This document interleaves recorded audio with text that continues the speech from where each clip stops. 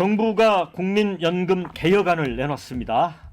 내는 돈, 보험료율이라고 하죠. 현재 이제 9%인데 4%를 높였습니다. 13%. 그리고 받는 돈, 소득 대체율은 42%로 하고 있죠. 연령대가 높을수록 보험료율을 더 올리는 세대별 차등화 방안, 또 수명, 가입자 수와 연동해서 연금 수급액을 자동으로 조정하는 자동 조정 장치 도입도 검토하겠다 이렇게 밝혔습니다.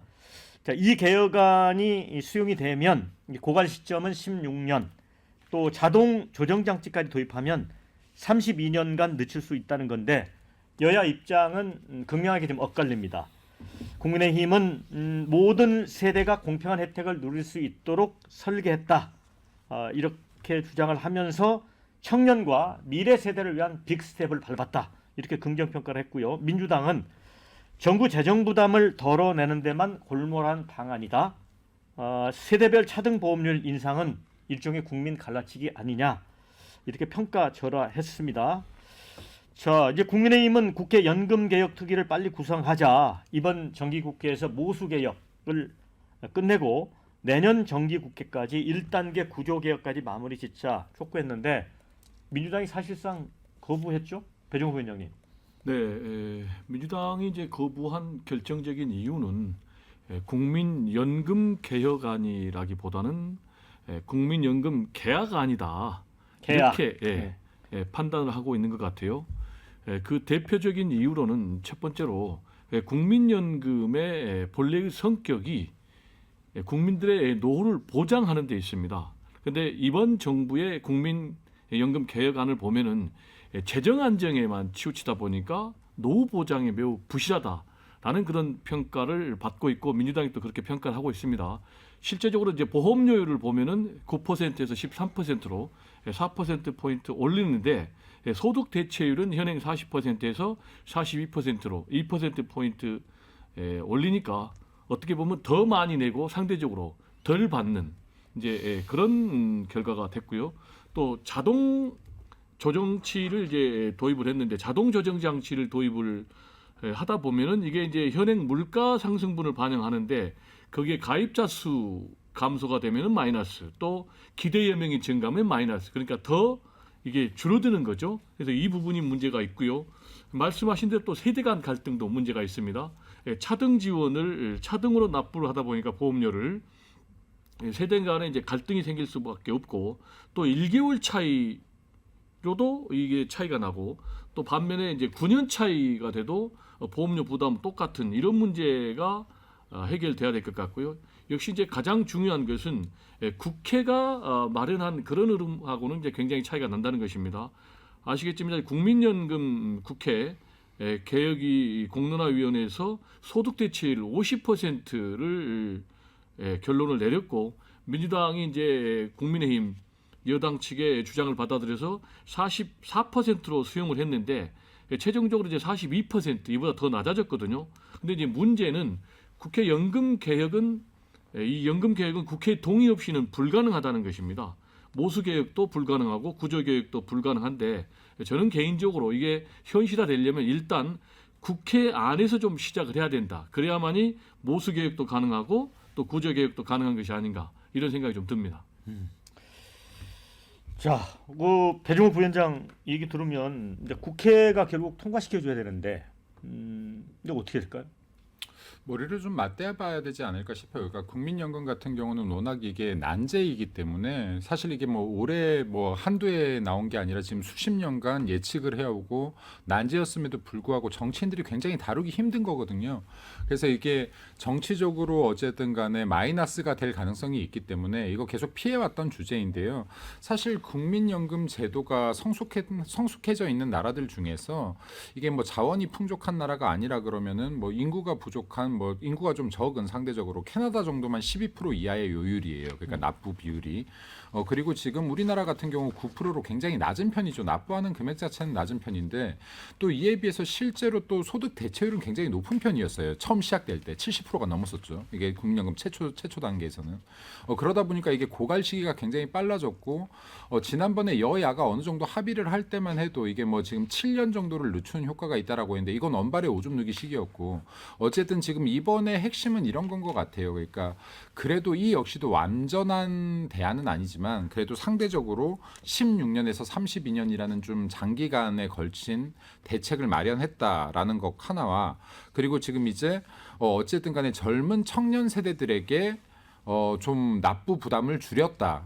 그러니까 증가에 대한 부담을 줄였다 하는 거랑 가장 중요한 것은 국민연금이 특수 목적의 연금과는 달리 국가 지급에 대한 보증이 없었거든요. 그러니까 지금 이게 납부만 하고 나서 내가 받을 수 없을지도 모른다는 불안감들이 계속 팽배해져 있었는데 이 부분에 대한 법도 같이 바꿔서 국민연금을 국가가 지급 보증하겠다. 전 이게 가장 포인트라고 봅니다. 그래서 젊은 세대들로부터 돈을 내기만 하고 받지 못할 수도 있다. 수혜자에서 벗어날 수 있다라는 불안 공포감에서 일단 벗어나게 했다라는 거에 좀 의미를 둬야 될 것 같고요. 또 지금 이게 단순하게 모수개혁뿐만이 아니라 이번에 모수개혁 그리고 다음에 구조개혁까지 꼭 이루어야 되는 부분이다라고 생각됩니다. 그리고 민주당에서도 또 반대하는 논리가 있겠지만은 어쨌든 이게 차기에 민주당이 됐든 국민의힘이 됐든 누가 정권을 잡더라도 이 부분에 대한 부담은 똑같이 가져갈 거예요.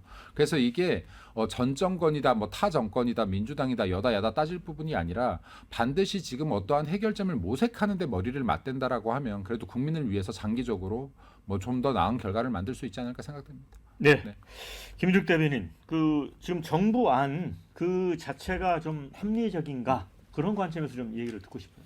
일단 정부 안 뭐 방금 전에 여러 말씀들 주셨으니까 그 중에 언급이 안 된 거를 일단 하나 좀 먼저 짚고 넘어가면 납부 기간이 지금 그 64세까지로 늘잖아요. 그런데 이게 굉장히 논쟁적인 불씨가 될 수 있다라고 보여지는 게 일단 정년이 현재까지 60세로 되어 있습니다. 그렇죠. 그러면 정년을 마치고 난 이후에도 계속해서 의무 납입 기간이 발생을 하게 되는데 이런 부분들을 어떻게 할 것인가? 이 얘기가 어제 발표가 되자마자 바로 벌써 정년 연장 논의는 빠져 있다라는 말씀들을 하고 계시거든요.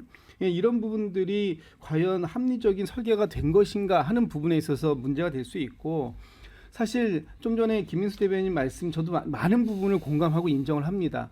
이게 굉장히 어려운 난제라는 것도 인정을 하고 또 정부가 그 정부의 어떤 지지율이나 이런 데에는 도움이 안 되지만 그럼에도 불구하고 어떻게 개혁을 해보겠다라는 의지 이 부분에 대해서도 저는 높게 사는 부분이 있지만 한편으로 보면은 정말 정부가 이렇게 일방적으로 끌고 나가는 방식으로 해서 이 개혁을 성공시킬 수 있을 것인가, 사회적인 합의를 이끌어낼 수 있을 것인가 하는 부분에 있어서는 좀 부정적입니다.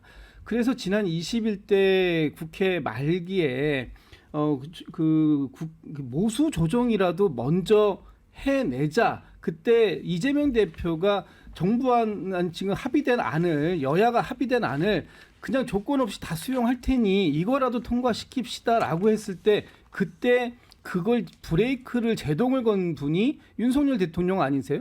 근데 그 불과 몇 달 만에 이렇게 또 그 합의하기 어려운 특히 그리고 그때 당시 말씀하셨던 게 모수 조정만 하는 미봉책 말고 구조개혁까지 함께 하자라고 하셨는데 사실 이번엔 지금 구조개혁 부분에 대해서도 많이 빠져 있다. 그렇다면 그 부분은 언제 발표할 거냐. 그 부분에 대한 전체적인 그림도 내놓지 않고 마치 이 연금 개혁안이 굉장히 합리적인 대안인 것처럼 말씀하시면 그것도 국민들의 판단을 갖다가 오도하게 만드는 거 아니냐라는 측면에서 지금 이번 이 정부 연금 개혁안은 많이 부족하다. 특히 이 여야가 사회적 합의를 지난번에 좀 전에 공론화위도 말씀을 주셨는데 공론화위에서 다루었던 또 거기에서 어느 정도의 합의가 나왔던 부분을 어떻게 이 연금 개혁안에다가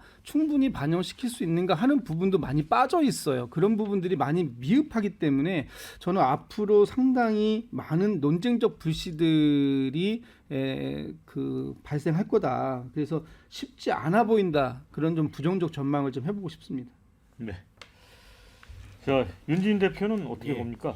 근데 저는 우리가 좀 솔직했으면 좋은 것이 지금 정부가 제출한 연금 개혁안이 뭐 지금 현행에서 봤을 때 또 더 많은 소득 대체율을 희망하는 사람들의 눈에서 봤을 때는 당연히 부족하게 느껴질 수 있죠.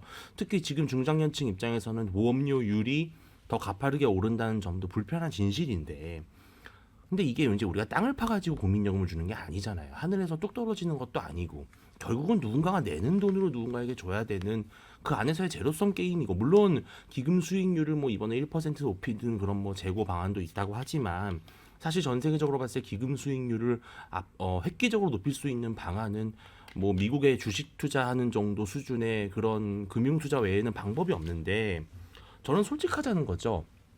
더 많이 내고 적정 수준만 받는 수준의 개혁안을 우리가 받아들이지 않는다면 결국은 국민연금 재정은 고갈될 것이고, 그럼 고갈된 다음엔 누가 돈을 내느냐? 결국은 국민의 세금으로 메꿔야 되고, 또 국민의 세금으로 메꾸게 되면 또 어떤 결과를 받게 되냐면은 결국은 소득이 높은 50대, 40대 중년층이 대부분의 재정 부담을 해야 되는 그런 악순환에 빠집니다. 저는 그래서 얼마를 내고 얼마를 받느냐의 관점보다도 사실은 이 국민연금이 자체 재정으로서 자체 재정을 통해서 지급이 가능한, 즉 완전 고갈되지 않는 완전 고갈이 되는 시점을 최대한 늦추는 것이야말로 가장 현실적으로 우리가 추구해야 될 개혁 방안이다.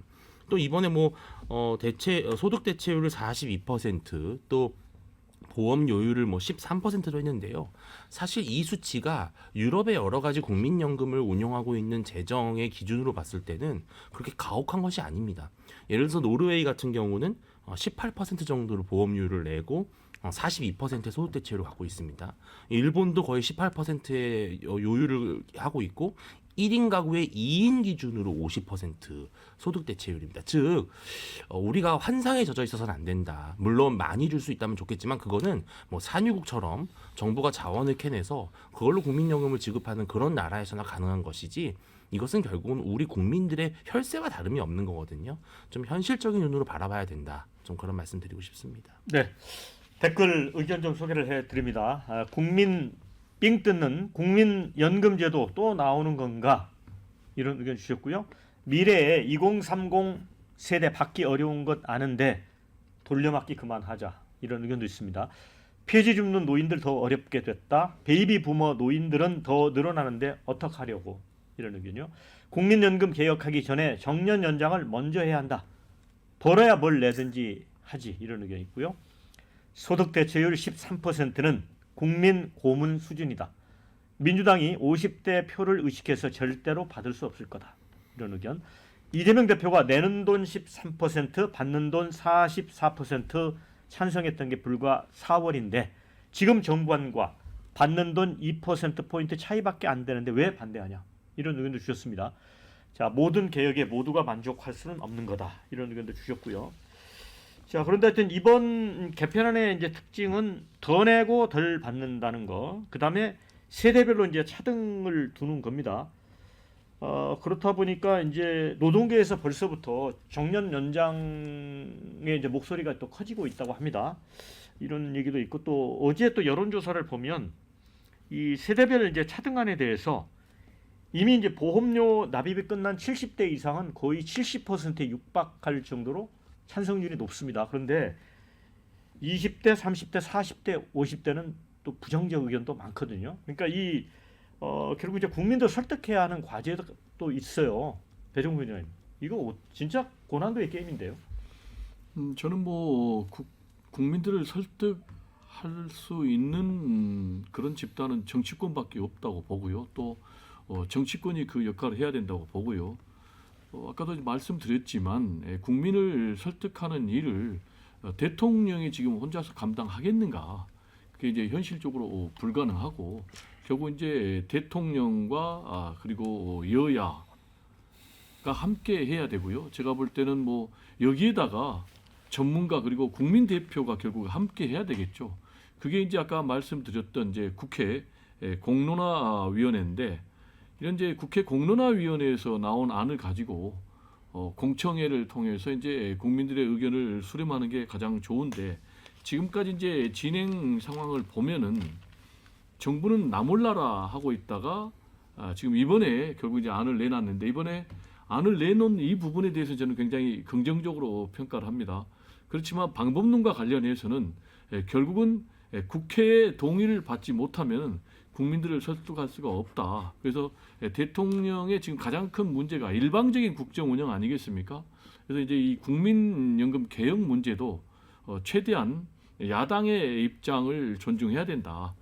그러려면 결국은 일단 여야가 국회에서 합의된 안을 가지고 정부하고 또 협상하는 그렇기 위해서는 이제 뭐 제가 볼 때는 뭐 다시 국회 특위를 만드는 이 부분도 굉장히 설득력이 있다고 보는데 이미 그 과정은 거쳤잖아요.